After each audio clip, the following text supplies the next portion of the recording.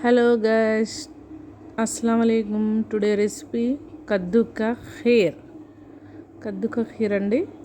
నేను వీడియోలో చూపిస్తున్న విధంగా నెయ్యి, ఇలైచీ పౌడర్, కచ్చా ఖోవా, vanilla essence, green colour, Milkmaid, సూరకాయని తురుపుకోవాలండి.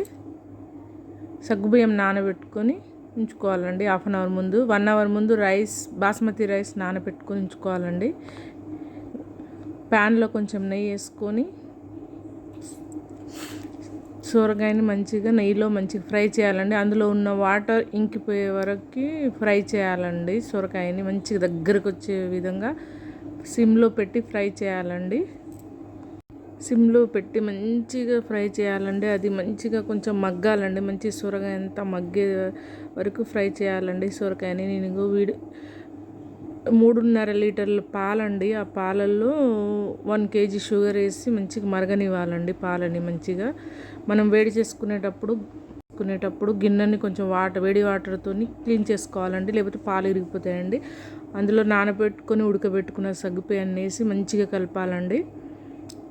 కలుపుతూనే ఉండాలండి. అక్కడే నిలబడి కద్దు ఖీర్ని ఓపికతో చేసుకోవాలండి. ఓపికతో చేసుకుంటే చాలా టేస్ట్గా ఉంటుందండి. మంచిగా సగ్గుబియ్యం అందులో వేసాక కలిపాక సూరకాయని మన నెయ్యిలో వేయించుకున్న సూరకాయ తురుముని ఆ పాలల్లో కలిపి మంచిగా కలపాలండి. రైస్ని కూడా మిక్సీ పట్టుకోవాలండి. మనం నానబెట్టిన రైస్ని మిక్సీ పట్టుకొని పేస్ట్లా చేసుకొని అందులో వేసుకుంటే చిక్కగా వస్తుందండి రైస్. ఇలైచీని కూడా మిక్సీ పట్టుకోవాలండి. చక్కెర వేసుకొని మిక్సీ పట్టుకొని అందులో వేసి బాగా మరగనియాలండి. 3.5 లీటర్ల పాలు కనీసం 2 లీటర్లు వచ్చే వరకు మరగనియాలండి. సిమ్లో కలుపుతూనే ఉండాలండి. అడుగంటనీయకుండా కలుపుకోవాలండి. మంచిగా సిమ్లో మరగాలండి. మరిగాక మిల్క్ మేడ్ 300-400 గ్రామ్స్ మిల్క్ మేడ్ని వేయాలండి. 3.5 లీటర్ పాలలో వేస్తే చిక్కగా ఉంటుంది. ఎమ్మి టేస్ట్ వస్తుందండి. మంచిగా కలుపుతూనే ఉండాలండి. మంచిగా కలుపుకోవాలండి సిమ్లో పెట్టి. కొంచెం ఒక పొంగు రానియాలండి. ఒక పొంగు వచ్చాక సిమ్ చేసి మంచిగా మరగనియాలండి. అందులో వెనీలా ఎసెన్స్ వేయాలండి. చూసుకొని వేసుకోండి. ఫ్లేవర్ ఎంత కావాలో అంత ఫ్లేవరే వేసుకోవాలండి. ఎక్కువైనా అది టేస్ట్ మారుద్దండి. కొంచెం చూసుకొని వేసుకోండి. మంచి స్మెల్ వస్తూ ఉంటుందండి. అది కద్దు ఖీర్లో మనం బయట కొనుక్కోవాలనుకుంటే చిన్న బౌల్సే 300-400 ఉంటుందండి. అదే మనం అన్నీ తెప్పించుకొని చేయించుకుంటే ఎక్కువ క్వాంటిటీలో వస్తుందండి. అందులో గ్రీన్ కలర్ వేసుకోవాలండి. ఫుడ్ కలర్ కొంచెం ఆ టైప్లో ఖీర్ టైప్లో గ్రీన్ కలర్ షేడ్లో కనిపించాలంటే ఫుడ్ కలర్ తెచ్చుకొని గ్రీన్ కలర్ వేసుకోవాలండి. వేసుకుంటే మనకి ఫీల్ వస్తుంది. అది మీ ఇష్టం, కావాలంటే వేసుకోండి, లేకపోతే స్కిప్ చేసేయండి. వేసాక కొంచెం కలుపుకొని మరగనియాలండి. చాలా రోజులు అవుతుందండి లాంగ్ వీడియోలు పెట్టాలంటే కొంచెం టైం తీసుకొని ఎడిట్ చేసి పెట్టాలండి. అర్థం చేసుకోండి. ఆ తర్వాత మంచిగా మరగాక పచ్చి కోవా అండి.